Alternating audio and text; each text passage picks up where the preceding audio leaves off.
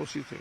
जब 20,000 मेरे पड़ोसियों ने 27 घर कश्मीरी हिंदुओं को नहीं बचाया, वो साइकोलॉजिकल और इंटेलेक्चुअल और आइडियोलॉजिकल टेररिज्म की आप कल्पना करिए। और वो मैं समझ गया। और जो बेचारे मुसलमान मर गए, जो निर्दोष थे, जो नेशनल कॉज के लिए मरे, और हार्ट गोज टू देम, हम जस्टिफाई नहीं करते हैं। लेकिन एक बात जरूर कहना चाहूंगा, अनफॉर्चुनेटली ऐसा कहना पड़ रहा है।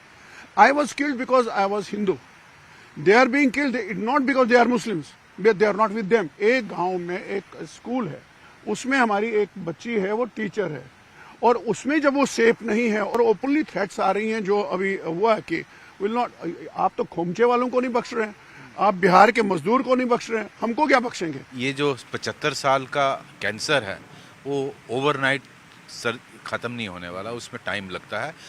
गवर्नमेंट ने बहुत सारे एक्शन लिए, जैसे आप ही बोल रहे थे, एडमिनिस्ट्रेटिव क्लीन अप किया, बहुत सारे चीज़ें की, बैन किया, लेकिन अभी भी बहुत सारी चीज़ें और करने की ज़रूरत है। एक जैसे कश्मीरी पंडितों का, मैं समझता हूँ एक कंपोजिट प्लान बनाने की ज़रूरत है।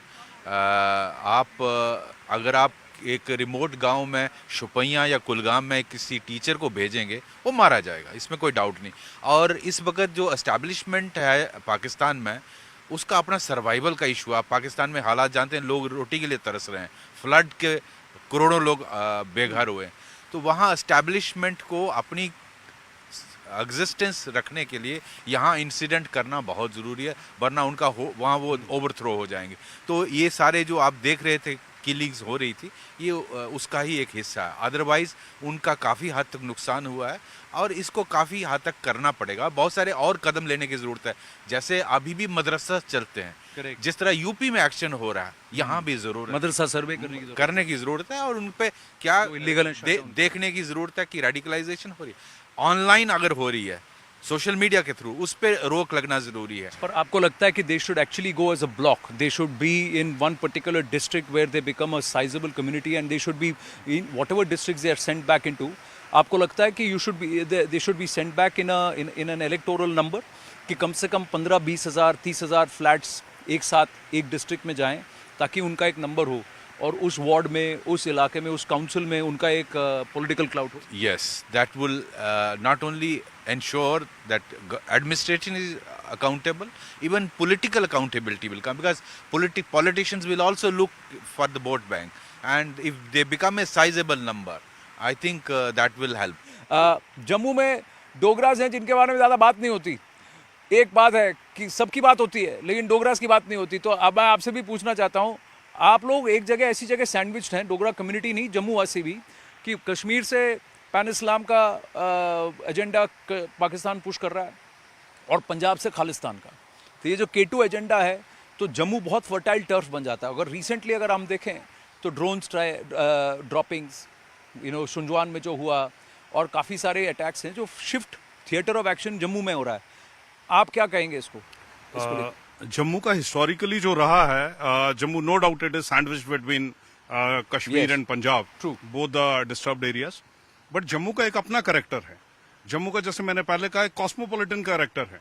जम्मू ने सबको एम्ब्रेस किया है, लेकिन एम्ब्रेस आउट ऑफ वीकनेस नहीं किया है, आउट ऑफ स्ट्रेंथ किया है। Because Jammu is the region which is sending most warriors into the Indian army. मैं तो कहूंगा कि 370 हटने के बाद एक मीनिंगफुल डायलॉग जम्मू के चैम्बर के साथ, जम्मू की इंडस्ट्रीज के साथ, जम्मू के ट्रेडर फेडरेशंस के साथ, जम्मू की जितनी डिस्प्लेस्ड कम्युनिटीज हैं, उनके जो लीडर्स हैं, उनके साथ एडमिनिस्ट्रेशन को एक मीनिंगफुल डायलॉग करना चाहिए कि भाई इतने 70 सालों में जो पाइल अप आपके इश्यूज हुए हैं, thanks to the current government, we have got IIM, we have got IIT, we have got AIIMS, and no doubt there is a lot of construction happening around all these, but there are certain issues. Still there are issues. I'm just going to ask Rajiv ji that there are so many representatives of so many organizations. सुने किसकी? That is also another problem, no? They are not ready to sit together. The organizations are not ready to sit together and pose a united front. They are not ready to agree that there will be 3 people who will go forward and talk to the government. नहीं, ऐसा नहीं है। मैं बताऊं, ऐसा नहीं है कि ऐसा नहीं होगा कि गोपाल सारथी से बात की, मुझसे बात नहीं की, 370 और 35 से हटने के बाद भी फोकस कश्मीर था, आज भी फोकस कश्मीर है, मैं ये कहूंगा। हाँ। इसलिए हमारी नहीं सुनी जाती। ये कहना कि आप बहुत हैं, मैं कहता हूं आप इनसे पूछ लीजिए इनके कितने संगठन है कश्मीरी पंडितों के, बाकी लोगों के कितने हैं, बहुत संख्या है, लेकिन बात होती है, लेकिन हमारी बात नहीं होती। हालांकि मैं पहला विक्टिम हूं। और सबसे बड़ी बात यह है, मेरा 5 लाख व्यक्ति अपनी मर्जी से नहीं। तब की सरकार ने कहा था आपके लिए पर्याप्त जगह नहीं है, अन्य राज्यों में बिठाए गए। क्या आज उनको यहाँ वोट डालने का अधिकार नहीं मिलना चाहिए? They are bona fide. और आज ये चिल्ला रहे हैं। गुलाम नबी आजाद साहब महाराष्ट्र से मेंबर पार्लियामेंट बनते हैं और मुफ्ती साहब जाके यूपी से बनते हैं और मंत्री बनते हैं, लेकिन वहां से व्यक्ति आने वाले, और वो व्यक्ति वहां के नहीं है, वो मेरे मुजफ्फराबाद के, मीरपुर के और पुंछ के लोग हैं।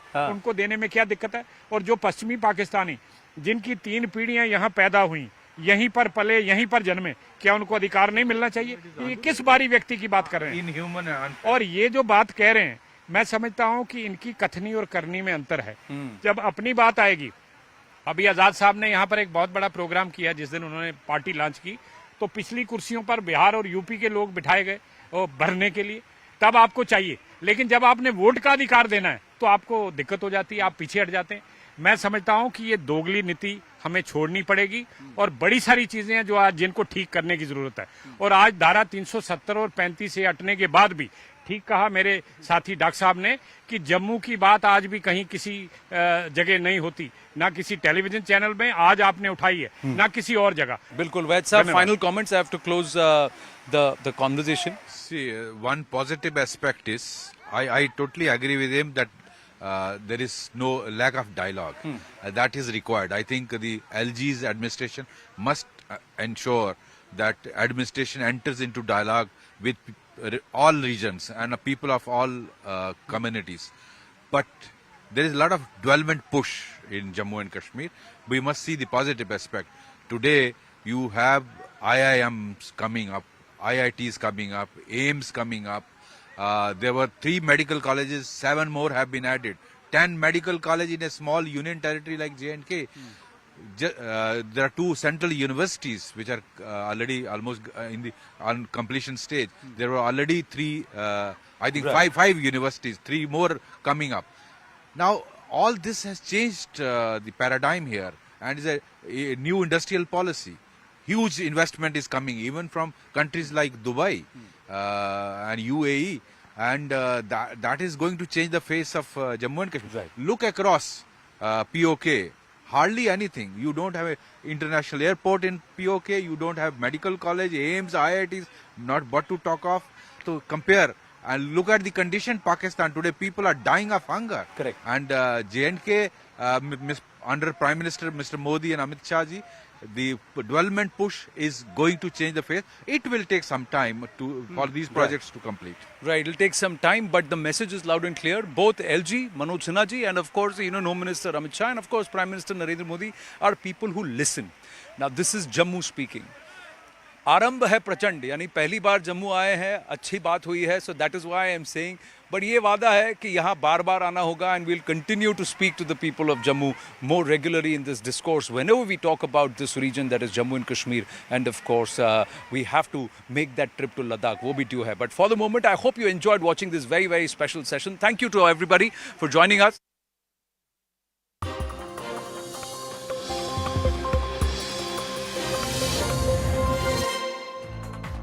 Good evening, this is Brass Tacks. I'm Zaka Jacob. The centre has finally banned the Popular Front of India, the PFI, a radical Islamist organisation whose members are wanted for cases ranging from murder to radicalisation to terror camps. Now, this ban has come after dozens of places were raided and more than 300 PFI leaders and workers were arrested over the last week to 10 days. Some incriminating material has also been recovered from some of them. The PFI claims that this is nothing but a witch hunt. The question though is, why should anyone, let alone mainstream political parties, why should there be even an iota of tolerance for radicalized views and actions that lead to terrorist behavior?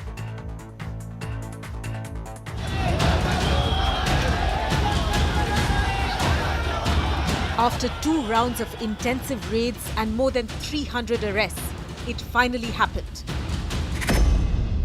The centre banned the Popular Front of India and its associates for 5 years under the Unlawful Activities Prevention Act. Listing the reasons behind the ban, the Home Ministry's notification stated that PFI is involved in several criminal and terror cases and shows sheer disrespect towards the constitutional authority. With funds and ideological support from outside, it has become a major threat to the internal security of the country. And investigations in various cases have revealed that the PFI and its cadre have repeatedly engaged in violent and subversive acts. निश्चित रूप से लंबे समय से जांच चल रही थी, कुछ ना कुछ ऐसा मिला है जो उनकी गतिविधियों को संदिग्ध बनाता है। With PFI being declared an unlawful organization, their properties could be attached and activities of their members could be deemed illegal. Where right now in the Benson town, where happens to be the PFI state head office here, are leaders across the state and from also outside the state. So they used to come and visit this organization. A team of police officials have managed to reach over here. They are inspecting this entire site, just making sure that no untoward incident happens over here. And that is the reason why a team of police officials have just arrived. The ban was welcomed by most state governments. This is a very, very welcoming move. PFI and CFI create the fertile ground. Al-Qaeda Indian subcontinent can recruit youth. जो minorities है उसमें घुसकर वहाँ पर unrest निर्माण करना, वहाँ पर इंडोक्ट्रिनेशन करना, फंडिंग की भी अपनी व्यवस्था की है, छोटे छोटे अकाउंट निकालकर उसके माध्यम से किसी के ध्यान में ना आए इस प्रकार से ये टेरर फंडिंग कर रहे थे। But politics wasn't far behind, with many opposition leaders questioning the move.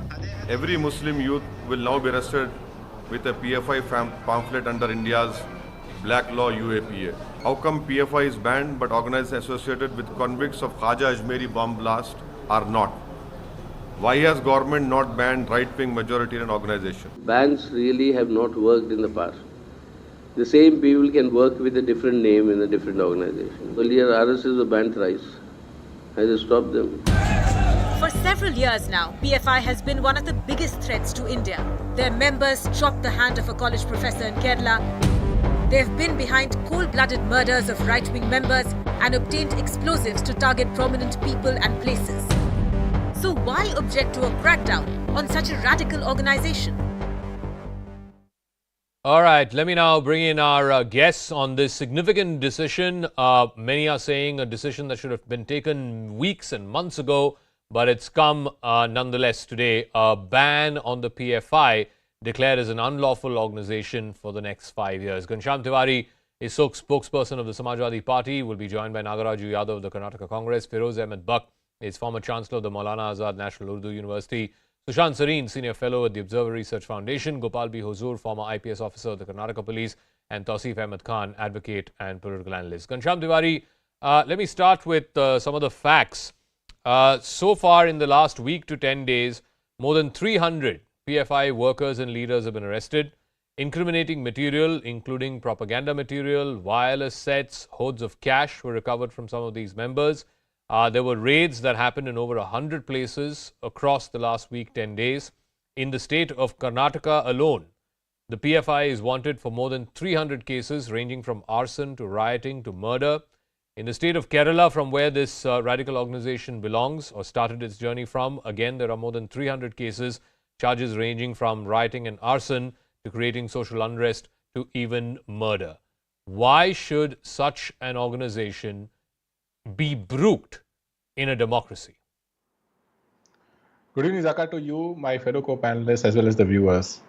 I believe that the government has carried out an elaborate process and elaborate set of raids, and there is intelligence information that you and I do not have access to.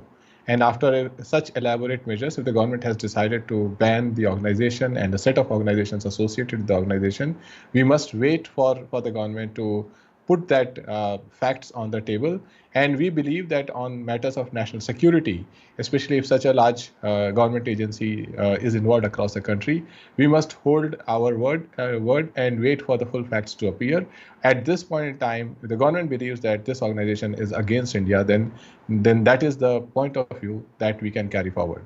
Why then, Ghanshyam, are a few opposition politicians, and I don't want to take names at this stage at least, why are they coming out and drawing some kind of a false equivalent saying, okay, great, you've banned PFI, but you should also ban RSS? Do you think both these organizations can be seen from the same token, from the same prism? Well, if you look at the blast, Samjhauta blast, or Asivanand and the entire conspiracy, if you look at the past track record of conspiracies, if you look at the violent activities that Bajrang Dal has been involved in, and if you look at the vigilantism that these various organizations together with digital camaraderie and collaboration are able to carry out, from preventing a girl from getting married to a person that they want, or from dictating what you should wear, which college you can go to, then clearly there is a elaborate case to be made that is this nationalistic in India to disrupt harmony, to build hate, to promote enmity, to create a system where everything is you have to be scared about what you wear, what you speak,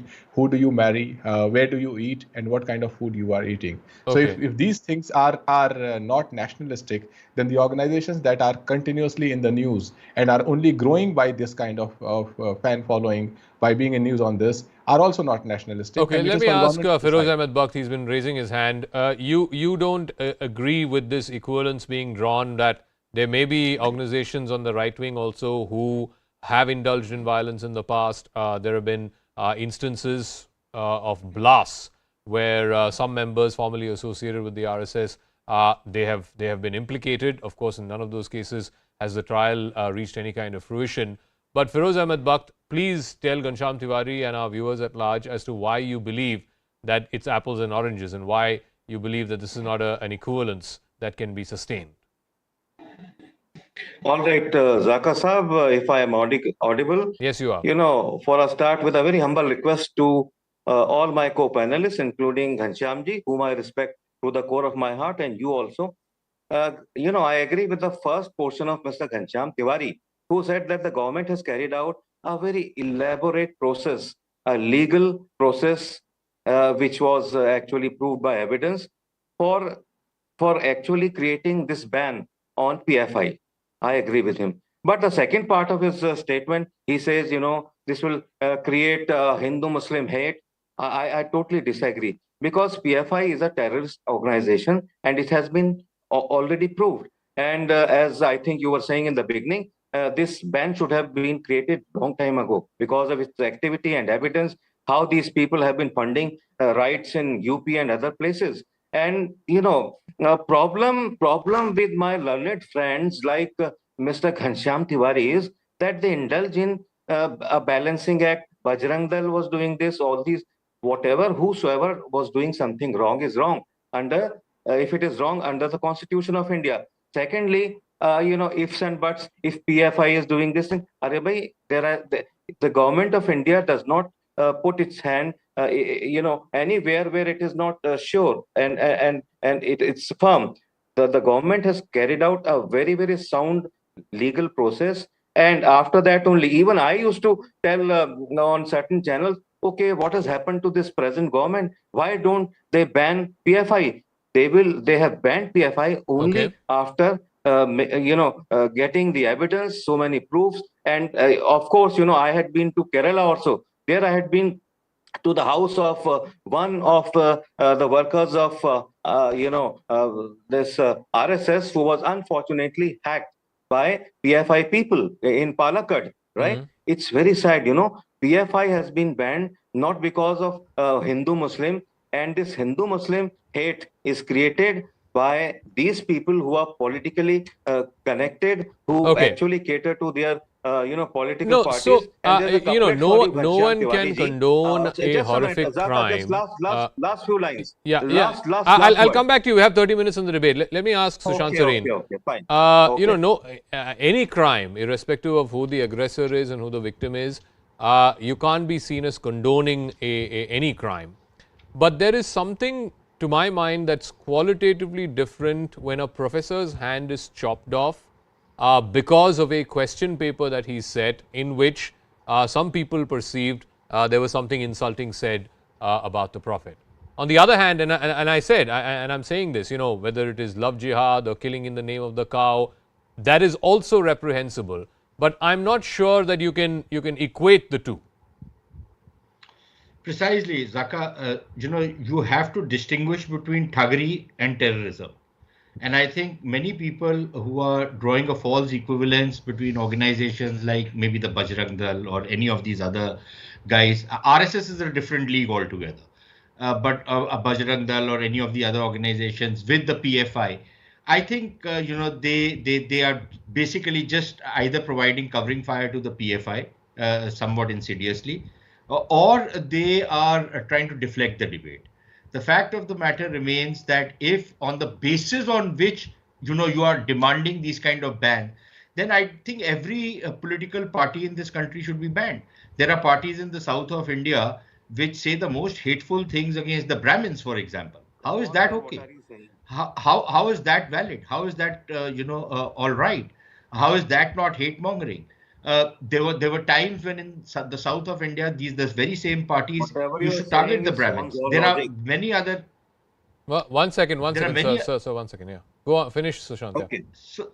There are many other instances like this. So I think those comparisons should not be made. Number one. Number two, you have to look at the reasons for which a particular organization has been banned.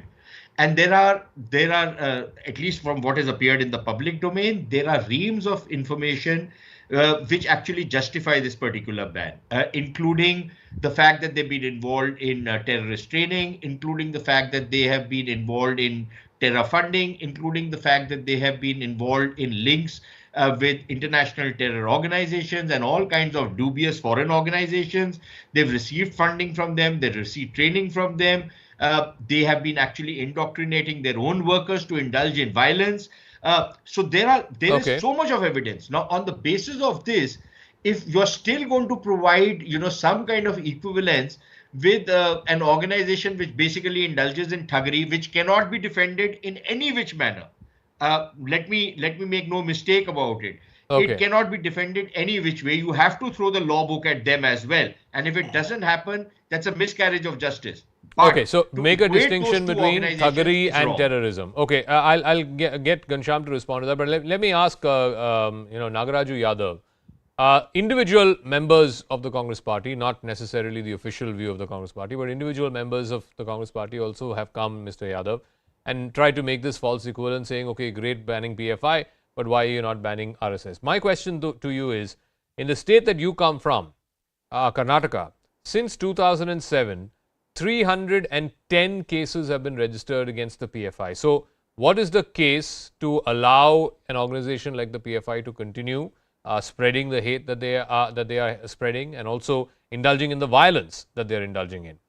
But more importantly, the accusation against your party and your former government between 2013 and 2018 is that when Mr. Siddaramaiah was in power, he had approved the dropping of over 170 cases against over 1,500 PFI activists. Now, the BJP is saying there is some kind of underhand dealing between the PFI and the Congress, which is why these cases were dropped. Please respond. Okay.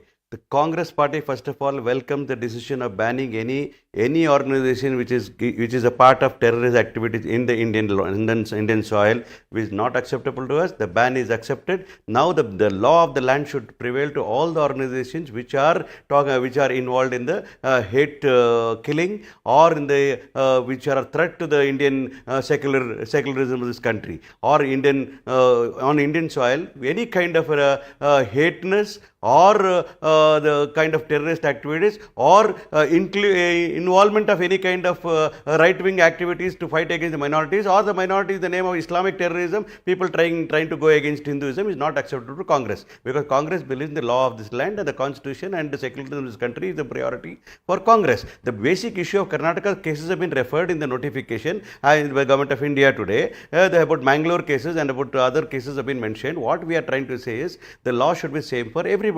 Now, why Gauri Lankesh was killed? Why Kalburgi was killed? Who was representing it?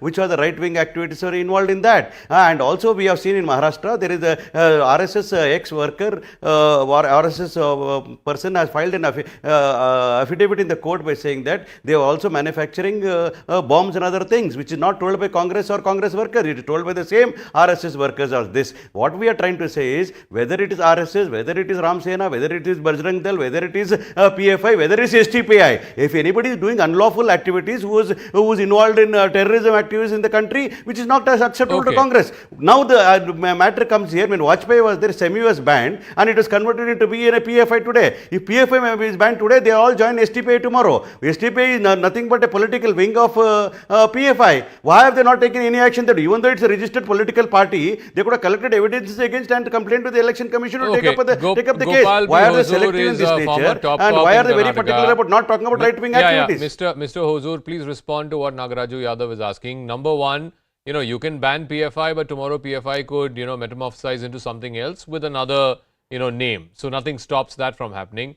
And secondly, there are, I think, about 8 affiliate organizations of the PFI that have also been banned in the notification that came out today. But what about the SDPI? The SDPI is the political wing, it's the political arm of the PFI. Why has that organization been spared? Now, tomorrow, if a majority of PFI members just say that we are shifting to SDPI, then the organization and its work will continue. It's just that it'll be under another name. Yeah, I think, thank you for getting me onto this panel. I would not like to take any political view on this. As a police officer who has investigated a large number of cases, more so in the coastal Karnataka, I must tell very clearly that this decision of the government has come a little too late. But democracy is about taking slow decisions. At least it has come now. Now, when I was the Inspector General of Police of the Western Range, which is on the border of Kerala, I found Kerala to be the epicenter of PFI activities. 2006-07, I saw 3 organizations of the southern states coming together and forming the Popular Front of India and spreading its influence across 23 states in this country. Now, many of the panelists are missing a point here. I would like to make it very clear. Under the Unlawful Activities Prevention Act, PFI is an organization which is linked to foreign terrorist organizations against the unity and integrity of this country. They have been indulging. I have investigated a number of cases of Indian Mujahideen, which was an offshoot of SIMI. And Indian Mujahideen had very close links with LET. And they have carried out series of blasts across this country. A couple of members are still absconding, and they are from Karnataka. But the epicenter was Kerala. It spread over to the western coast of India and thereafter to the other areas in this country. So unless and until we take a very firm action, the unity and integrity of this country is going to be affected. The government has taken this decision. Last evening, I was sitting with a couple of my very dear Muslim friends. I was just inquiring with them, what is the reaction to the ban? Unanimously, they all said, the ban on the PFI, the government has done the right thing. Because majority of Muslims in this country are against the activities of the PFI, and probably they know it much better. Okay. This government has done its homework well. It has gone through a lot of documentation before taking this decision. The decision of the government will definitely go before a tribunal. And I'm sure with the incontrovertible evidence that the enforcement and investigative agencies have obtained, it will withstand any and every tribunal and any court of law. No, so let me ask Tawseef Ahmed Khan. said, I think one of the points that Gopal Huzur made is absolutely valid, that if you were to ask ordinary Muslims, majority of them, an overwhelming majority of whom are moderate and peace-loving and peaceful, they will say that organizations like the PFI are the worst thing to have happened to them. They are the ones who give a bad name to the entire community. So, if in this whole thing, a majority of the Muslim population is happy with this action against this radical organization, then why should political parties that treat Muslims as a vote bank then come forth and oppose it? I mean, it makes no sense. Today, Mr. Owaisi came out and said that while on the one hand he welcomes the ban on the PFI, he believes that UAPA is a black law and nobody should be incarcerated under UAPA. Now, the two are not comparable. At least, UAPA is a separate debate. You're well within your right to have a separate debate on UAPA. But that can't be the mitigating factor for why PFI should not be banned. May Tausif. I respond to this, Zaka? Yes, Tausif, yes.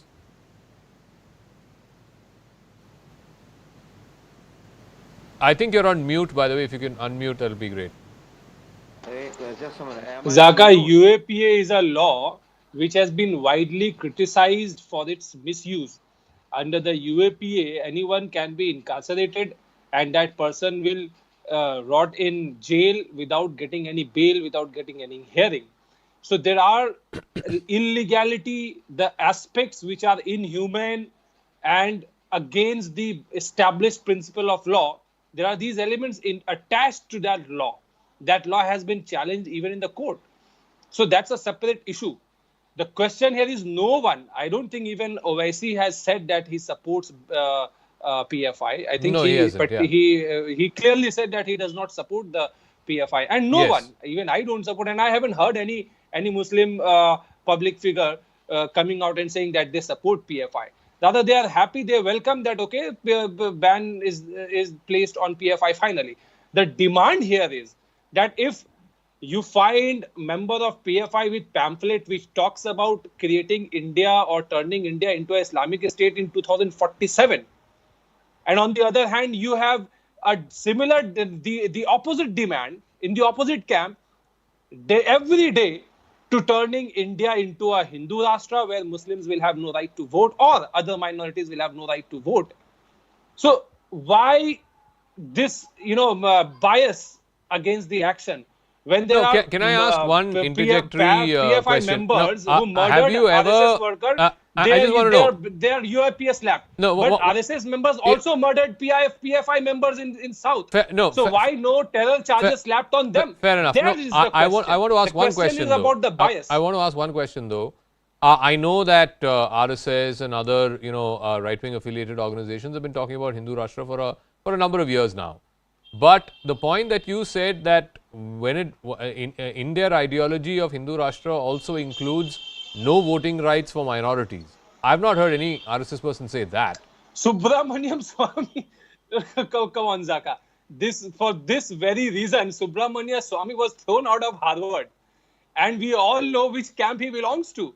And there are people, I cannot give you name now, but you very well know in the past few years, it has been reported even in the print media in mainstream that there are demand from so many, because they may come up with any new organization's name. Okay. But they remain basically a right wing, people with radical thoughts, or you can call it with a Hindutva extremist ideology. Okay, but Sushant, respond to that. If on the one hand, these guys want to make Islamic State, like that is unlawful, PFI. but Hindu Rashtra is fine. Sushant. Zaka, anybody can want an Islamic state, Jewish state, Christian state, Hindu state in India. Anybody can want it. Anybody can demand it.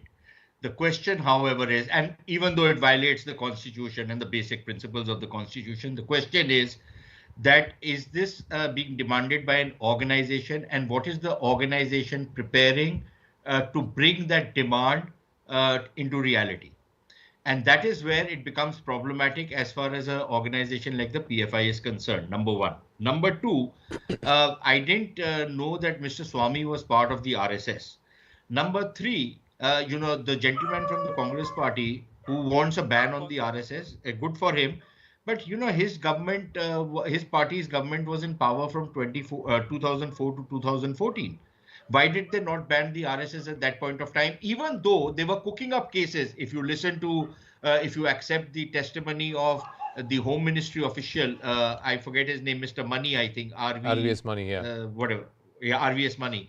If you look at his testimony, that those were cooked up cases. But even if you reject that, if they had the evidence, why did they not ban the RSS if they were so confident the RSS is a terrorist organization? And finally, Zaka, Mr. Yadav, I think his name is, he was making the point that a ban does not really help. The Congress party has banned many organizations in the past. Why did they do it? Number one. Number two, the ban does help.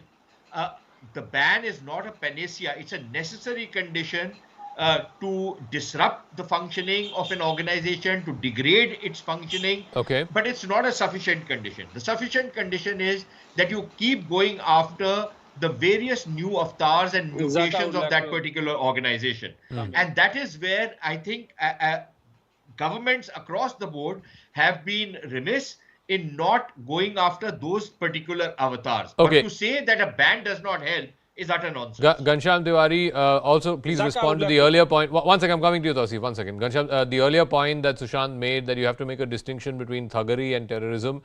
You can't compare the two crimes. Even though one may be as reprehensible as the other, it's not comparable at all. So when Bilkis Bano's rapist walked free, and as a BJP national spokesman wrote that VHP people greeted them, was that thuggery? Was it terrorism? What kind of crime was that? See, we can have opinion here, but we can also look at how the world is looking at these organizations. How did the CIA in its fact book speak about these organizations by naming them as religious militant organization in 2018? This is the Indian Express article. As far as the UAPA itself is concerned, over the last 7 years, over 10,000 people have been charged with UAPA and 232 have been convicted. So when you have a system that operates differently in case of Delhi riots, where the court is every day arguing against this system, saying that how you have falsely accused people. When you have a UAPA that has been heavily misused, just think about it, Zaka, that there are as many people charged in UAPA in a year in Uttar Pradesh as in Jammu and Kashmir. So you have a political system that is out there to get people on the basis of an ideology that they have conceived. And talking about Hindu Rashtra, M.S. Govalkar wrote about it in his Nationhood Redefined and bunch of thoughts. We don't have to repeat that. What is the thoughts that at the core these organizations have about minorities? You just visit a BJP spokesperson, take their phone, watch their WhatsApp messages, the kind of groups that they are part of. Every day this is a hate tirade that is run digitally across the country. But that is not the point. Let Mr. Sareen make the distinction between thuggery. I was not interrupting. One second, Bhakt, 1 second. I'm coming to you right after this. Let him finish. Thank you. Let him finish. Thank you. Mr. Sareen can distinguish between thuggery to what happened to Bilkis Bano, which was entirely enabled by the state. The Prime Minister has uttered 0 words on it, where his government was part of the treatment meted to Bilkis Bano. So I don't make this distinction. I think that it is against India to promote enmity. It is against India to gang up against the weaker people, whether it is women or the minorities or just about anybody. It is against India for establishment to support these people, and it is for India when these people are called out. Okay, Sushant, quick response, and then I'll go to Feroz Ahmed Bhakt. Zaka, the mentality of the people who welcomed the rapists of Bilkis Bano is the same as the mentality of the man who said that what is rape? Young boys often do these things. And Mr. Ghanshyam Tiwari has never really condemned that leader's statement. It is the same mentality. That's a blatant lie. It is the same mentality. That's a blatant lie. So the problem is that, it is very easy to point finger. Mr. whatever, Ghanshyam Tiwari, when you were talking, I kept quiet. I listened to you. You are interrupting me. You took my name and you pointed fingers at me. I'm just throwing something back at you. And now you don't have the gurda to listen to what I'm saying. I think that's rather unfair on your part. You are uttering a blatant lie in my name. How do you know I have not condoned it? How do you know you have not? Did you condemn it? Did you condemn it? Did you condemn what Mr. Mulayam Singh Yadav said? Don't speak nonsense on national TV. What did you say about what Mr. Mulayam Singh Yadav said? I can condone that. I have never condoned that statement. I have condemned that have statement. Have you condemned it? Nonsense. Have you condemned it? To your point, you can go and be the chatukar of the government, but don't put nonsense. No, but have you condemned it? Since you are such a chatukar of that family, have you condemned it? Would you apologize? Would you apologize? Have you condemned it? I think the welcoming of the rapist of Bilkis Bano was the most obnoxious act ever. Okay, but have you condemned it? Don't speak nonsense. I have condemned what Mr. Mulayam Singh Yadav said. Have you said that it was a disgusting comment for him to make? In my name, you can speak. You can be a chatukar to the government. Just don't use my name to speak nonsense. Well, you are also a chatukar of a different sort. Okay, guys. Let's just dial it down a notch or two. No, let me one second. Let me just pull back from both Sushant and Ghanshyam.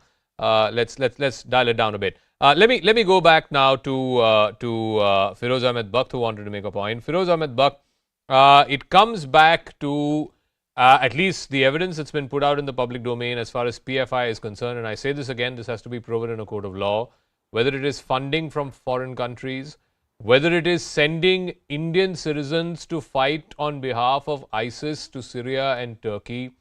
These are all very grave charges. These are not, these can't be looked upon as petty crimes.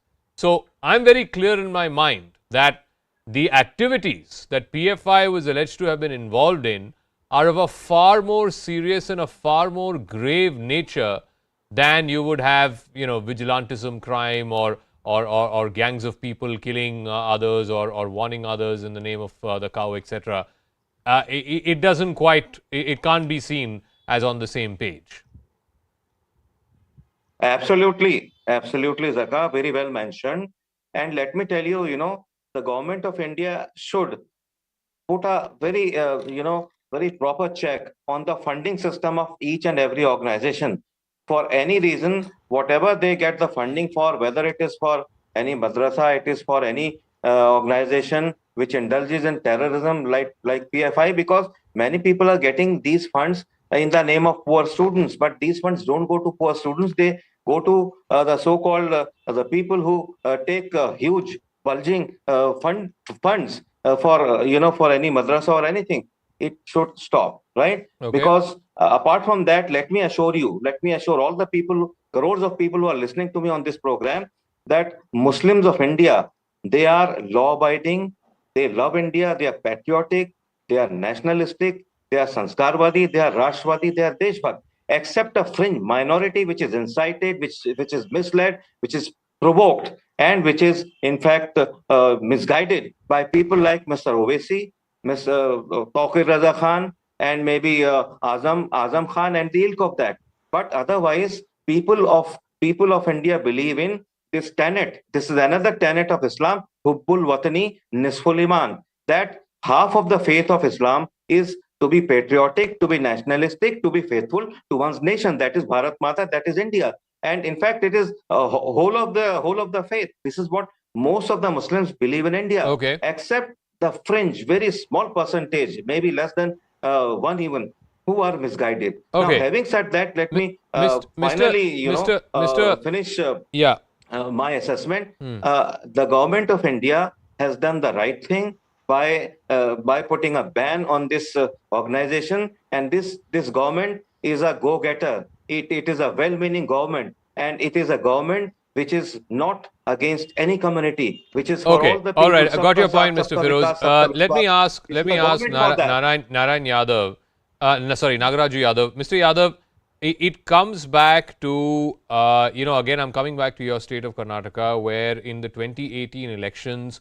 the accusation by the BJP was the Congress got the SDPI, which is the political wing of the PFI, to withdraw candidates from places like Bantwal, Mangaluru City North, other seats in Dakshin Kannada, as well as in Hebbal in Bengaluru, thereby the political charge being that SDPI has some kind of underhand deal with the Congress party.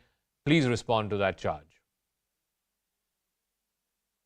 Basically, I am trying to tell you that we have no understanding with STPI or any organization which is connected with the terrorist organizations. We don't believe in them being a part of Congress and Congress ideology. Congress ideology is very clear, not Hindutva or not Islamic country. We want a secular country which is Indian, where 140 crores accepted as an India, and we are all living together as brothers and sisters.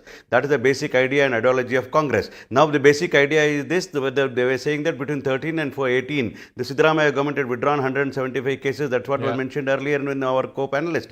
But I am trying to say that the cases which are not of serious grievances like murder or communal clashes, it was all politically motivated. Local election cases were withdrawn. Not at all supporting any of the terrorist organization, cases were withdrawn. Now, basic idea is that Muzaffarnagar, when the UP government in Uttar Pradesh, how many cases were withdrawn when Muzaffar communal rights were there? Even the Supreme Court went on against the UP government for asking the government clarification on the Muzaffar rights and all that. And today I am trying to in Karnataka, there are Muslims Muslim youngsters have been dead, and Hindu youngsters have been killed. These both are condemnable, and both Congress doesn't accept any of these things. Gopal Osur, being a senior officer, he was talking about integrity of the country and nationalist thinking of Indians is most priority to every citizen of country and for even Kannadigas. We only say that no ideology of this kind who are having connection with the separatists or with the terrorism activities or hate speeches or hate religion. And second, basically, lastly, I'll tell you, sir, we don't want to believe in religious kind of politics at all. One second. The problem is, and I'll ask Tausif also this, because he also, speaks for a certain political ideology which has been accused of doing this in the past. That is to treat large sections of the Muslim community as a vote bank. Now, I have said this so many times in the past in the show as well, that organizations like the PFI are actually the biggest burden on moderate Muslims in this country, because every time, the PFI does something or says something, it is almost expectant of the moderate Muslim to come out and condemn and distance. And in fact, they bring a bad name to a majority of the community who are moderates.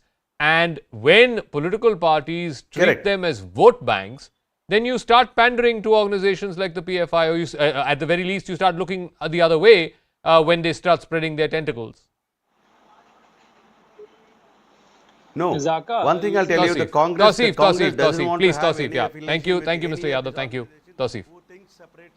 Zaka, there are people holding Dharam Sabha and calling for Muslim genocide.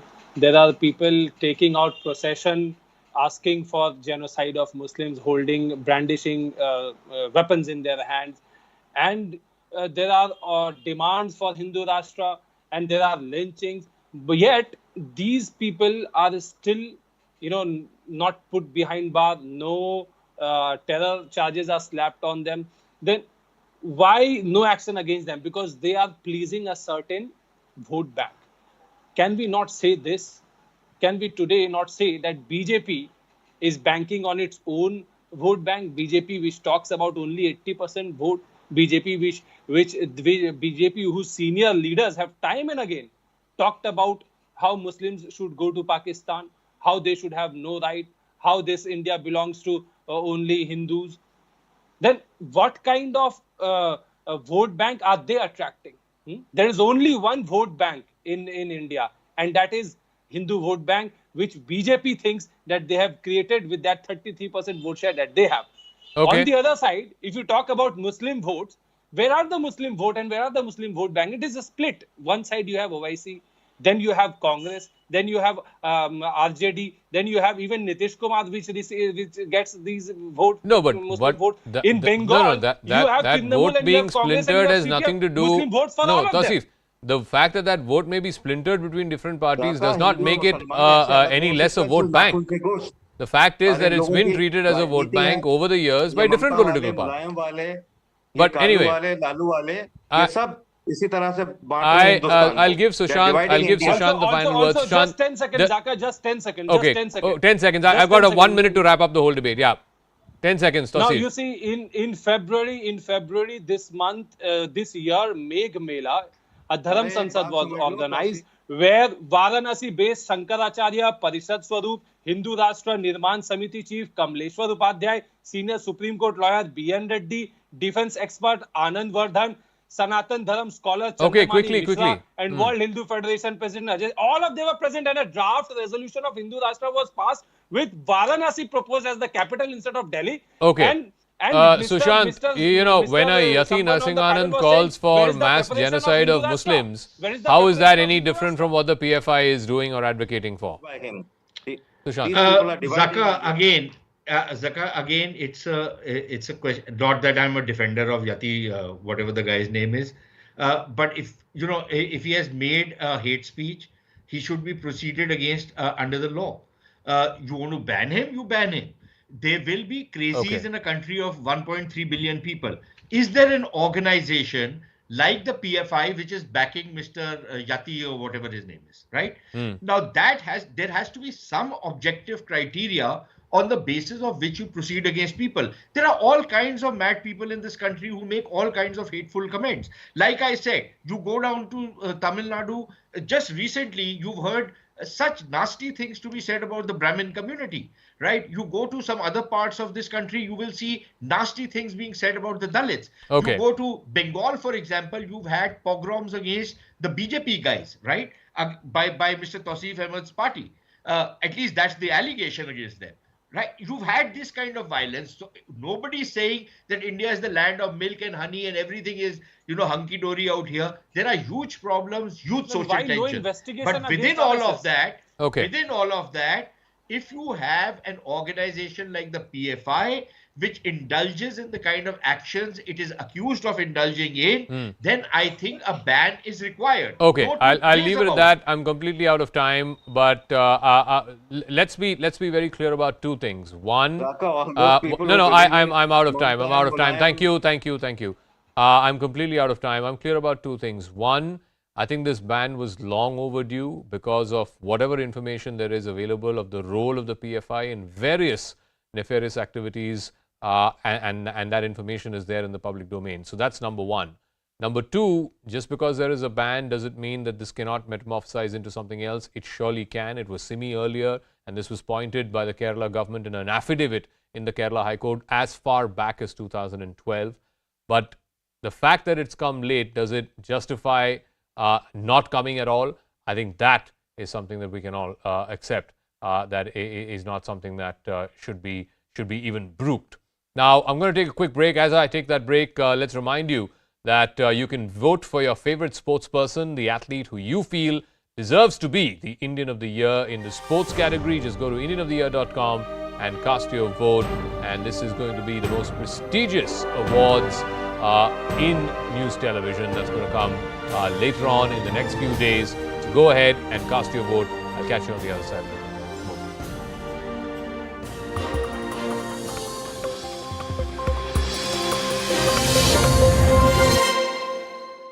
लेकिन कहीं ना कहीं ऐसे जरूर महसूस हो रहा है कि ये पीएफआई के बहाने किसी और को, मासूम इनोसेंट लोगों को ना सताया जाए, क्योंकि माजी में बहुत सारी बार ऐसा देखा गया है कि करता कोई है, भरता कोई है। पीएफआई की गतिविधियां हमको गलत दिखी। हमने हुकूमत के साथ शाना बाशाना, कदम ब कदम साथ रहे और बिल्कुल ही मुखालिफत की, जिसके बिना पर काफी मुसलमानों की हमको नाराजगी भी सहनी पड़ी। हमें उसकी परवाह नहीं थी। कादरी साहब, एक छोटा सा डाउट है, आप क्लैरिफाई कर दीजिए। इन जो 300 लोग जो अरेस्ट हुए हैं पिछले हफ्ते 10 दिन में, उनमें से ऐसा कोई भी है जो पीएफआई के साथ एसोसिएटेड नहीं था? ना साहब, मैं एनआईए की कार्रवाई के ऊपर तो मैं कभी जो है ऐसा गलत बात कर भी नहीं सकता। एनआईए की ये जो कार्रवाई हुई है वो पूरे साक्ष्य जुटाते हुए, सबूत जुटाते हुए उन्होंने काम किया है। मैं फ्यूचर के लिए बात कर रहा हूं सर। फ्यूचर में ऐसा कोई काम ना हो जिससे कि मुस्लिम, इनोसेंट मुस्लिम परेशान। ठीक है, तो आप कह रहे हैं कि जनरल माहौल ऐसा ना हो कि इनोसेंट मुस्लिम्स को ये लगे कि वो परसिक्यूट हो रहे हैं।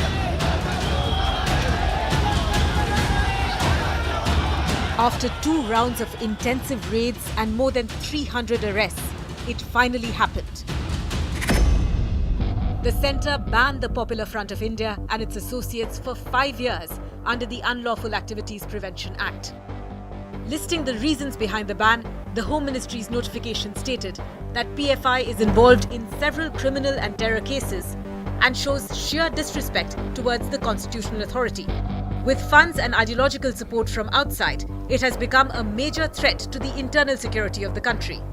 And investigations in various cases have revealed that the PFI and its cadre have repeatedly engaged in violent and subversive acts. निश्चित रूप से लंबे समय से जांच चल रही थी, कुछ ना कुछ ऐसा मिला है जो उनकी गतिविधियों को संदिग्ध बनाता है। With PFI being declared an unlawful organisation, their properties could be attached and activities of their members could be deemed illegal. Where right now in the Benson town, where happens to be the PFI state head office here, are leaders across the state and from also outside the state. So they used to come and visit this organization. A team of police officials have managed to reach over here. They are inspecting this entire site, just making sure that no untoward incident happens over here. And that is the reason why a team of police officials have just arrived. The ban was welcomed by most state governments. This is a very, very welcoming move. PFI and CFI create a fertile ground. Al-Qaeda Indian subcontinent can recruit youth. जो minorities है उसमें घुसकर वहां पर unrest निर्माण करना, वहां पर इंडोक्ट्रिनेशन करना, फंडिंग की भी अपनी व्यवस्था की है, छोटे छोटे अकाउंट निकालकर उसके माध्यम से किसी के ध्यान में ना आए इस प्रकार से ये टेरर फंडिंग कर रहे थे. But politics wasn't far behind, with many opposition leaders questioning the move. Every Muslim youth will now be arrested with a PFI pamphlet under India's black law UAPA. How come PFI is banned but organized and associated with convicts of Khaja Ajmeri bomb blast are not? Why has government not banned right-wing majoritarian organization? Bans really have not worked in the past. The same people can work with a different name in a different organization. Earlier RSS was banned thrice. Has it stopped them? For several years now, PFI has been one of the biggest threats to India. Their members chopped the hand of a college professor in Kerala. They've been behind cold-blooded murders of right-wing members and obtained explosives to target prominent people and places. So why object to a crackdown on such a radical organization? All right, so what exactly does it entail? What are the implications of the ban of the PFI for 5 years? It's now been declared as an unlawful organization. What it means is you cannot be a member of this organization anymore. If you are becoming a member, then automatically you will be treated as a criminal. Also, forfeiture of property. The PFI as an organization cannot own any property because once the organization is banned, then it has to forfeit the properties in its name. It cannot organize. Articles of association will not happen or will not apply for an unlawful organization. Like the PFI, they will not be allowed to bring groups of people together and organize protests. Also, they cannot be taking donations. Remember, many organizations ask for donations, organize seminars, workshops, etc. None of those the PFI will be able to do. They can also not publish under the PFI name any more of their propaganda material. And also, most importantly, and I think this is where the nub of the fight is, their bank accounts. They will not have access to any financial resources. Bank accounts in the name of the organization will be frozen. Also, their properties, offices will be attached. There will also be travel curbs on their office bearers. They will not be allowed to travel far and wide if associated with the PFI. Let me now go across to Arunima, my colleague, who's been tracking this story. Now, one of the things that you've heard from political parties as well as other experts and analysts is that a ban doesn't materially amount to anything on the ground because today you've banned PFI, they can metamorphosize into something else, just like you did Simi a few years ago. Simi went on to become PFI. So how does the Home Ministry explain how they intend to counter that?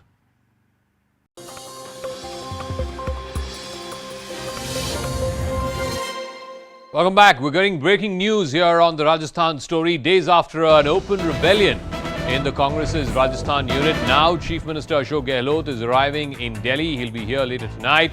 He's expected to meet with interim party president Sonia Gandhi tomorrow after, of course, that rebellion where it was felt that Mr. Gehlot, there is no way that he could have done this or the rebels could have done this without his knowledge or consent. Let me go across to Pallavi Ghosh, who has more details on this. So is this expected to be a peace pipe kind of a meeting where the High Command forgives Mr. Gehlot for any aberrations and Mr. Gehlot agrees to file his nomination to be the next Congress president? Well, I mean, Mr. Ashok Gehlot did speak to Sonia Gandhi yesterday, Zaka, for a very, very short while where he said that, I'm not showing any disrespect towards the High Command. But it'll be interesting to see whether she actually gets placated. As of now, no appointments have been given to him. He has asked for time. He reaches here late night around 10:30. So he's trying to meet her tomorrow. No nominations are going to be filed tomorrow because election officer is not going to be available. So 30th is the only window of opportunity available in case he gets the go-ahead ahead from the top high command to file his nomination papers. But certainly he's going to try and meet and explain to her that how it was not a rebellion, not that anyone is going to be buying that, Zaka, because in that 9-page report which was submitted, action was recommended against 3 of those MLAs. But that report also mentioned the fact, the sequence of events, how the CLP meeting was called by Ashok Gehlot, and how these MLAs are actually supporters of Gehlot, belong to his camp. So it couldn't have happened without the knowledge of the Chief Minister. All right, we'll leave it at that, Pallavi. Thanks very much for joining us with those details. Let's see if that meeting happens. Now for Brastak Superfast. A horrific accident involving a packed school bus in Maharashtra's Thane district was caught on camera. A private school bus carrying 18 school children overturned in a residential area early in the morning. The bus driver tried to reverse in front of a building, but he suddenly lost control and the bus overturned. Shocked onlookers, including several parents, ran towards the bus. A few men climbed onto the side and rescued the trapped students through the windows and doors. It was a narrow escape for the school kids. None of them were injured in the accident. The demolition of a bridge in Uttar Pradesh's Muzaffarnagar took a rather unexpected turn. Here's why. This bulldozer was stationed on a rickety and narrow bridge over a river. It started to demolish a part of the structure. As the bulldozer was delivering one blow after another, the entire bridge came crashing down. And so did the bulldozer, falling into the river in one big heap. The bulldozer turned turtle. The operator, though, managed to run to safety. He was later rescued from the canal by the police and some locals. The bridge that collapsed was said to be at least 100 years old. The demolition work was being carried out as part of a project to widen the Panipat-Khatima highway in Muzaffarnagar district. The centre, meanwhile, has cleared a mega redevelopment plan of railway stations at New Delhi, Mumbai and Ahmedabad. 10,000 crores have been cleared for the project, which will see these stations getting swanky exteriors with glass facades and remodeled interiors. Facilities like a food court, a waiting lounge, a play area for children will also be made available. 10 months after General Bipin Rawat was tragically killed in a helicopter crash, India now has a Chief of Defence Staff. The government has announced retired Lieutenant General Anil Chauhan will be taking over as the second CDS of the country. He was the military advisor to the National Security Council Secretariat and a former Eastern Army commander. India has upped its firepower along both the borders with Pakistan as well as China.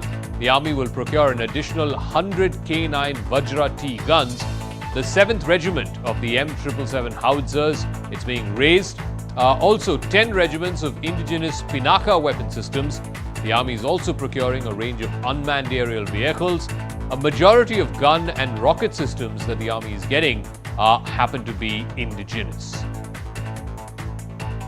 2 Malayalam actors were groped by a mob in a mall in Kerala's Kozhikode district. The actors were promoting a film at the Highlight Mall in Kozhikode. They were surrounded by a sea of people, and at least one person in the crowd ended up misbehaving with them. The actor said the mall was overcrowded and security personnel were struggling to manage the rush. The women took to social media to share their traumatic experience. One of the actors said she was completely dumbstruck when she was groped and could not react. After the video went viral, police launched an investigation into the incident. They're still trying to identify and trace the people who heckled the actors. Congress veteran and Gandhi loyalist Digvijay Singh is entering the party's president race. In fact, the 75-year-old is expected to file his nomination tomorrow. So far, only Shashi Tharoor is the one who's declared his candidature. A non-Gandhi is expected to be elected after more than 20 years. The CBI has got 5-day custody of Vigil Nair, a close associate of Delhi Deputy Chief Minister Manish Sisodia. This is in connection with the excise scam. This is the first arrest made in the case. According to the CBI, Nair was uncooperative during the questioning. Apart from Nair, businessman Sameer Mahendru has also been arrested. Meanwhile, Aam Aadmi Party MLA Amanatullah Khan was granted bail in connection with a case of alleged irregularities at the Delhi Waqf Board. Khan was charged with making arbitrary and illegal recruitments, misappropriating funds, and renting out properties belonging to the board. Two pictures are emerging from Russia amid Putin's mobilization call. On the one hand, reservists go on buses ready to be sent to fight to Ukraine. In Russia, almost every man is considered a reservist until the age of 65. Having previous combat or military service experience is the main criteria in the call-up. On the other hand, thousands of men are flocking to Russia's borders, scrambling to escape the mobilization call. Many are taking the land route because one-way flight tickets out of Russia are all sold out. Last week, Russian President Vladimir Putin addressed the nation and announced a partial mobilization to add at least 300,000 troops to its forces in Ukraine. The announcement triggered protests across the country. It's not just by road or by flight, but the demand for seats on private jets has also skyrocketed since the mobilization call by Vladimir Putin. Anywhere between $19,000 to $20,000 for a seat on a private plane. Between $77,000 and $130,000 to rent an 8-seater jet. In fact, the cheapest seat on a chartered commercial plane is $2,900. Passengers are heading to Armenia, to Turkey, Azerbaijan. Remember, these are countries that are all allowing Russians visa-free entry. The European Union has said that the leaks in two major gas pipelines from Russia to Europe were caused by sabotage, but it has not directly accused Russia.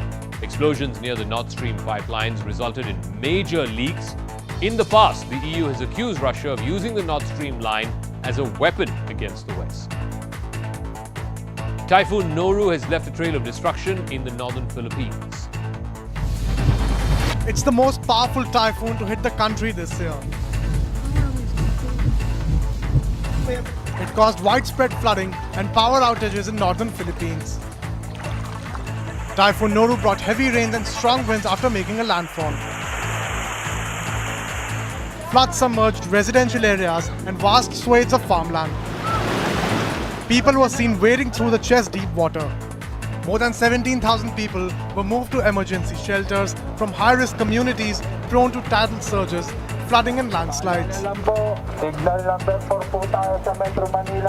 5 rescuers who were scrambling to save villagers trapped in floodwaters were killed. Their boat overturned when it was hit by a collapsed wall, tossing them into the rampaging floodwaters.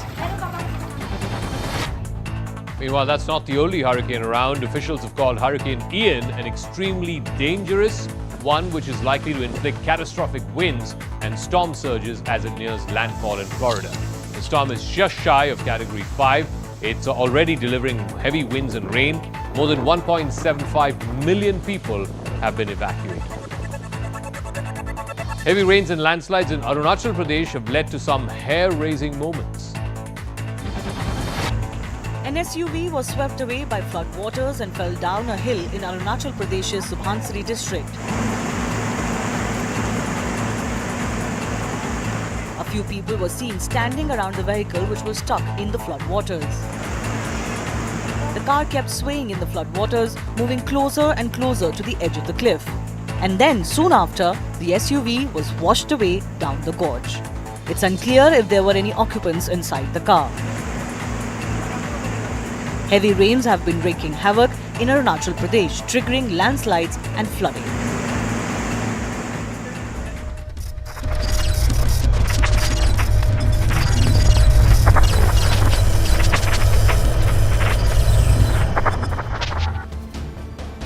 Hello everyone, you're watching News Epicenter with me, Maria Shakil. After 2 rounds of a nationwide crackdown on the PFI, the central government has banned the Popular Front of India and its affiliates for a period of 5 years under the UAPA, that is Unlawful Activities Prevention Act. From the top leadership to ground level workers, over 300 PFI workers have been arrested, and the MHA has empowered state and union territory governments to take action against the funding operations linked to the outfit and its affiliates. The centre has also asked state governments to take possession and seal the properties of the PFI and associated organizations. Top intelligence sources say all social media handles of the Popular Front of India will be disabled soon. Agencies are in the process of writing to the Ministry of Information and Technology to take action. And as per the agencies, the raids have revealed damning evidence of conspiracy, money laundering and an international nexus, posing a serious threat to India's national security. The big question emerges, is a 5-year ban more than, is that really a solution or just a band-aid? Before we decode the ban, here's what happened today.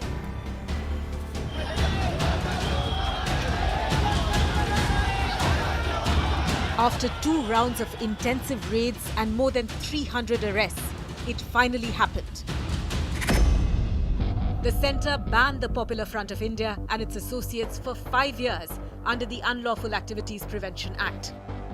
Listing the reasons behind the ban, the Home Ministry's notification stated that PFI is involved in several criminal and terror cases and shows sheer disrespect towards the constitutional authority. With funds and ideological support from outside, it has become a major threat to the internal security of the country. And investigations in various cases have revealed that the PFI and its cadre have repeatedly engaged in violent and subversive acts. निश्चित रूप से लंबे समय से जांच चल रही थी, कुछ ना कुछ ऐसा मिला है जो उनकी गतिविधियों को संदिग्ध बनाता है. With PFI being declared an unlawful organization, their properties could be attached and activities of their members could be deemed illegal. Where right now in the Benson town, where happens to be the PFI state head office here, are leaders across the state and from also outside the state. So they used to come and visit this organization. A team of police officials have managed to reach over here. They are inspecting this entire site, just making sure that no untoward incident happens over here. And that is the reason why a team of police officials have just arrived. The ban was welcomed by most state governments. This is a very, very welcoming move. PFI and CFI create a fertile ground. Al-Qaeda Indian subcontinent can recruit it. जो minorities है उसमें घुसकर वहाँ पर unrest निर्माण करना, वहाँ पर इंडोक्ट्रिनेशन करना, फंडिंग की भी अपनी व्यवस्था की है, छोटे छोटे अकाउंट निकालकर उसके माध्यम से किसी के ध्यान में ना आए इस प्रकार से ये टेरर फंडिंग कर रहे थे. But politics wasn't far behind, with many opposition leaders questioning the move. Every Muslim youth will now be arrested with a PFI pamphlet under India's black law UAPA. How come PFI is banned but organizations associated with convicts of Khaja Ajmeri bomb blast are not? Why has government not banned right-wing majoritarian organizations? Bans really have not worked in the past. The same people can work with a different name in a different organization. Earlier RSS banned thrice. Has it stopped them? For several years now, PFI has been one of the biggest threats to India. Their members chopped the hand of a college professor in Kerala. They have been behind cold-blooded murders of right-wing members and obtained explosives to target prominent people and places. So why object to a crackdown on such a radical organization? And this radical organization was on the radar of the agencies for the last few weeks and months. In fact, it all began on September 22nd when the NIA, the Enforcement Directorate and the state police forces of various states carried out raids. Round 2 was on September 27th, where state police and agencies conducted another round of raids. So after 2 rounds of nationwide crackdown, one may say it was only waiting to happen, that this kind of ban under UAPA was only waiting to happen. Round 1 saw PFI leaders and their officers raided in 13 states, while round 2 that happened on 27th saw raids in 8 states, and all of them were BJP ruled states. In round 1, the raids saw the arrest of important leaders of the PFI, including their spokespersons, while over 200 PFI workers were arrested in the morning raids that took place on September 27. So what led to the raids? This is what top government sources have told CNN News 18. First, there was a secret agenda to radicalize society. And the implications of that was evident. We had seen those protests in favor of hijab that played out in Karnataka, which was led by the Campus Front of India, an association which has already been banned along with the PFI. The PFI link to terror groups like the ISIS was also coming to light. That's what the sources are telling us. PFI has the potential to disturb the peace, evident again because their involvement in anti-CA protests that happened across the country has surfaced. PFI also indulged in illegal activities is what sources are telling us as well. And reason 5, PFI's operations are prejudicial to the security of India. That's what the sources in the investigating agencies are telling CNN News 18. And now the ball is in the court of various state governments to ensure that as far as the ban is concerned is implemented in letter and spirit. Joining me now is BC Nagesh. He's Karnataka's education minister. Remember, this was one state which saw protests in favor of hijab, pro-hijab protests which were led by the Campus Front of India. Mr. Nagesh, really appreciate your time. You have been on my shows in the past, particularly when the protests were happening in the context of hijab, and you had said then that it is all being led by the Popular Front of India. The question that I wish to ask is, what was giving your government, your state government, that confidence that it is in fact being backed by the PFI? See, particularly after Siddaramaiah became the Chief Minister of Karnataka, PF had got strength because of the decision taken by then the government.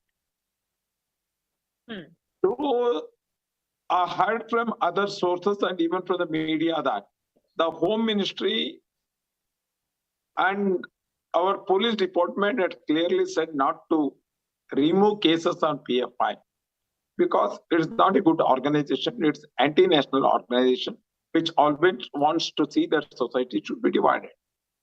Even after such things, then the Congress government removed cases without investigation. They by single order in the cabinet, they removed the cases. So PFI started growing, and then it wanted to, as you know, that most of the Muslim leaders doesn't want ladies of that community to be educated. They want to be always, they want to depend on that. Because of that, they started a hijab movement. Even then, the Congress supported PFI. So PFI got strength and they started working like that. And even they did not work from backward. They openly, PFI and SDPI and Campus Front of India openly came in support of the girls. Means that even our Home Department also saw that PFI was behind that. Because of that, I told you. Okay. Okay, Mr. Nagesh, following those protests against, in fact, in favor of hijab, there were certain other incidents that had taken place as well over Ganesh Chaturthi ground. Then there were meat ban issues. Do you, was PFI playing a role in polarizing society then? Several such contentious issues had surfaced. Definitely. PFI wants to polarize one particular community and brainwash their mind against the country. That was the purpose of PFI. And not only they did it, but you saw that most of the Hindu workers were murdered in Karnataka for last 10 years. Even recently, when Mr. Praveen was murdered in the South Canada, that is in the coastal Karnataka, And the everyone was knowing that the hand of PFI was there. Even in Shumaka, the same thing was repeated. When Mr. Rudrash was done in Bangalore, again the hand of PFI was there. So repeatedly they wanted to see that there will be some violence should take place, and the development will be stopped by doing such things. Okay, was this communicated by your government to the centre, because at the centre is also a BJP government, and also their role during the anti-CA protests? No, we did not had a big protest when CAA decision was taken from the central government. Okay. But after removing the cases, which was put on the PFI, the activity of those organizations was in a different way. They started attacking the Hindu leaders, and they wanted to disturb the Hindu movements. They actually, as you know, that PFI took its root from Kerala, and they entered the coastal Karnataka, which is the border of Kerala. There, their activity was started, and it was promoted by Congress. And so, day by day, after their organization strength started increasing, they started such activities. Okay, a section of the Congress is saying, Mr. Nagesh, that this ban is coming too late.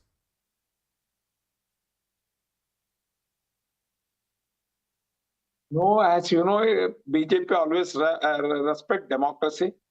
In democracy, without proof, no government can act. So after collecting all the evidence, particularly in Karnataka, and even the state government had taken the decision of giving Praveen case to Central NIA.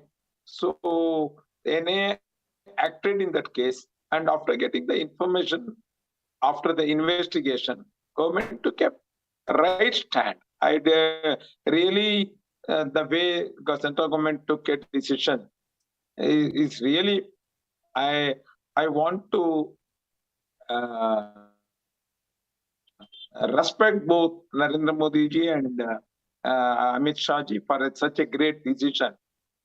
All right, Mr. Nagesh, appreciate your time. Thank you so much. Some piece of breaking news coming in now. We'll now do a deep dive of the PFI's nexus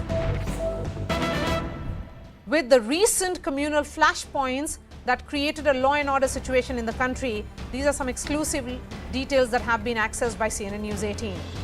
If we look at the hijab protest in Karnataka, the Karnataka police has said 2 suspects are linked to the PFI who plotted to instigate violence through the protests. The PFI-linked suspects were armed with dangerous weapons. Now, take a look at the anti-CA protests. The Enforcement Directorate has said that the PFI laundered money for protests, for organizing these protests, and for also other terror activities. The Popular Front of India raised funds to establish an arms training camp. The PFI also plotted to disrupt the Prime Minister's rally in Bihar in July 2022. Now take a look at Hathras case. The Uttar Pradesh police has pointed to suspect Siddiqui Kapan, saying he is linked to the Popular Front of India. The UP police says Kapan's, in fact, he plotted to foment religious tensions, that he was involved in writing those documents or magazine which was brought out by the Popular Front of India, that he was also in contact with the Popular Front of India's top leadership. Joining me now is Ananya Bhatnagar, who's getting us these details of what is seeming to be their link with all incidents of attempt at creating tension in the country. Ananya, various organizations, various institutions clearly saying that as far as this body is concerned, that as far as Popular Front of India is concerned, there is enough evidence to link them to various incidents of polarization and communal tension in the country. Well, definitely. The PFI's role has not only emerged out in the investigation of the ED or the NIA in these recent raids, but has also emerged out not only in the Hathras case, or in fact, it has also emerged out in the hijab case. So I'll take it through one by one. First, in the hijab matter, in the one of the charge sheets that have been filed by the Karnataka police, two members out of the five in the Kunur case, in fact, has been said that out of these five people who've been arrested, who were allegedly held by the police with, in fact, knives at that protest site, and the police had alleged that they were the ones who were trying to foment religious feelings there, were actually members of the Popular Front of India. Okay. Secondly, when we come to the Hathras case, Siddiqui Kappan, a journalist who used to write for the PFI magazine, was actually in terms with the PFI and its subsidiary, the Campus Front of India, and was planning to visit, in fact, the Hathras village when the incident had actually happened there. And the plan was basically to disrupt the religious feelings there and to create tensions out there. Not only this, the role has also come out in the ED investigation. When we talk about it, the recent raids that have been conducted, it's been clearly mentioned in the ED remand copy that's been accessed exclusively by CNN News 18 that the PM's rally was a target. A camp was in fact created, and there was a plan to disrupt the PM's rally in Bihar in July 2022. Apart from that, cyberspace was being used. It is, when we could talk into investigative terms, it's called a hybrid kadar was being used to radicalize the youth. Cyberspace was being used. Facebook, social media, and other platforms were being used. Social media was being used. And in fact, a very, very key aspect, that secret messaging apps like Signal, like Telegram, which have a higher encryption rate, were being used to communicate. So a big plot being busted out by the National Investigation Agency, the ED, and the state agencies that have worked together in this mega crackdown. And we are seeing today that this organization has finally been banned, though they have a legal option of approaching the UAPA tribunal. A notification to the same would come in a while as to who would be heading this particular tribunal. It comes in time to time, and they can actually challenge this ban.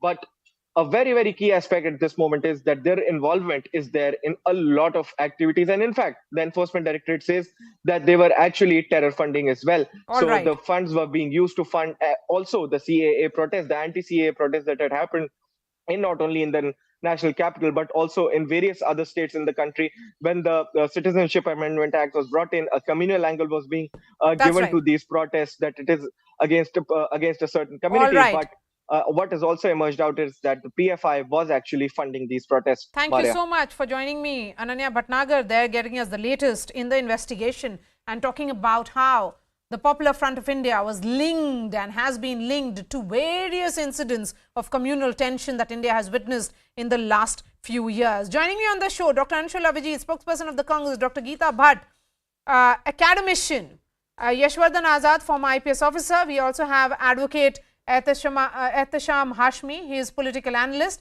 and Dr. Fayaz Ahmad Faizi is author and columnist. Dr. Fayaz, the ban on the Popular Front of India under the UAPA Section 3, in fact, it makes it a terrorist organization. The aim is to ensure that it doesn't get any more funding, that its activities are completely crippled, and rightly so.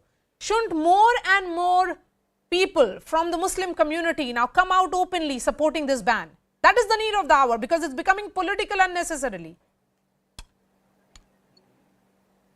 Yes, it's very good initiative by the government. We openly welcome this step, timely step, good step and necessary step to combat the Muslim communalism. If you see, there are so many news channels used to talking about the Hindu communalism, but there are very little talk on Muslim communalism.